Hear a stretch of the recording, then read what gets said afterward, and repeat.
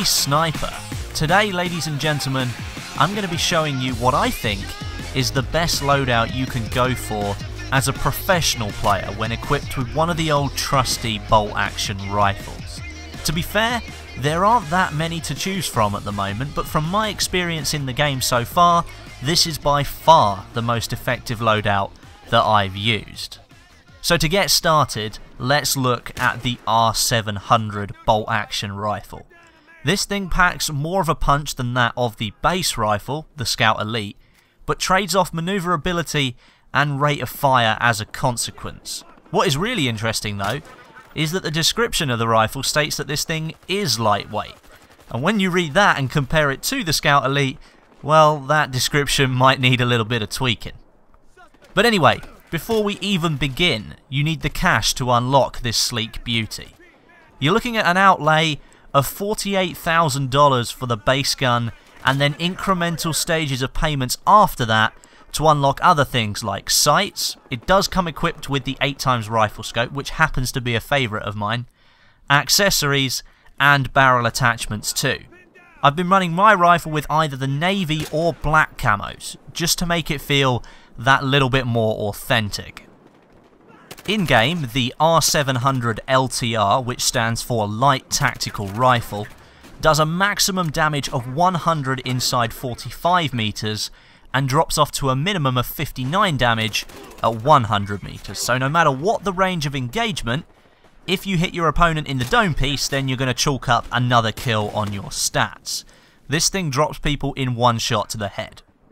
Also, the bullet drop on this rifle is that of the standard model, falling at 9.81 meters per second squared. So to put that into normal language and something that you might understand, that means that your bullets will go further without dropping as much. So you won't have to aim high above the head in order to hit those longer range targets. Magazine size stands at a not too shabby 5, plus 1 in the chamber. If I was being picky though, I'd like to have seen the magazine setup from the Hardline single player campaign be present here in multiplayer, which offered 10 rounds in the magazine and 1 in the chamber, but alas, I guess Visceral need to balance this thing somehow. The sniper rifles are pretty powerful in this game.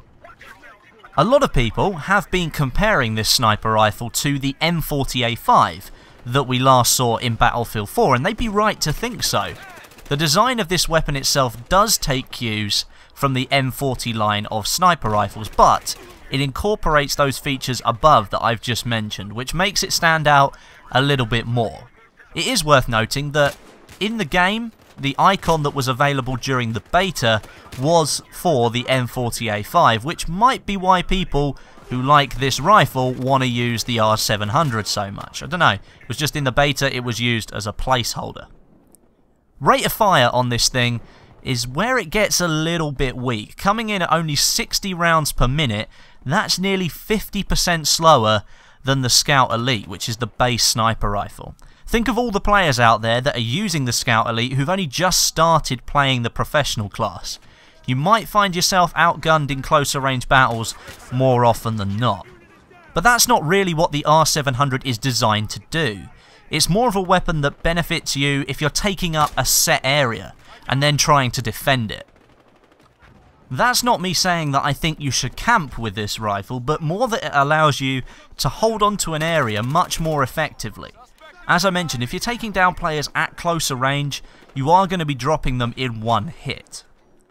I think the reason that I like this weapon so much is that it seems to me that it takes far more skill to take somebody out with it. I mean, unlike the Scout Elite, which has a ridiculous rate of fire where you can just vault bullets downrange, not care really where you hit somebody, whether it's the leg, the arm or the body, it doesn't really matter, and within a few shots, and probably a few seconds later, you've got the kill. With the R700, it requires you to be more precise with each shot that you take, but it does reward you for it when you are being precise. Bullet velocity for this rifle stands at 640 meters a second, making aiming at those longer range targets a little bit easier to hit. Bear in mind though that the magazine size will limit your ability to go on massive kill streaks should the fight get a little bit too close. And if you do end up in that unfortunate situation where you have to completely reload the R700, i.e. there's no bullet left in the chamber, you're looking at 4.3 seconds to get yourself through that animation. So if there's action going on right beside you, or somebody's just round the corner that you want to kill, it might put you at a disadvantage if you're having to do a full reload. So with that being said, if you've got one bullet left and there's no action going on, hit the reload button. If you do, then it only takes 3.38 seconds to get through the shorter reload, which is a full second shorter, and might actually save your life. So there you have it, people. That is what I think is the best rifle to choose should you be running as a copper. If you've mastered the weapon and pushed yourself over the 1,250 kill mark, then there's no reason that you can't push this over to the criminal faction and start smashing the cops' head in with their own trademark weapon. Thank you very much for watching today. If you could leave me a rating and a comment, that'd be absolutely fantastic. And don't forget to check out g2a.com/r/Westy for great deals on the latest games. Don't forget to use the code WEST for an additional discount. The link's in the description. But until next time, my name is Westy, and I'll catch you guys in the next video.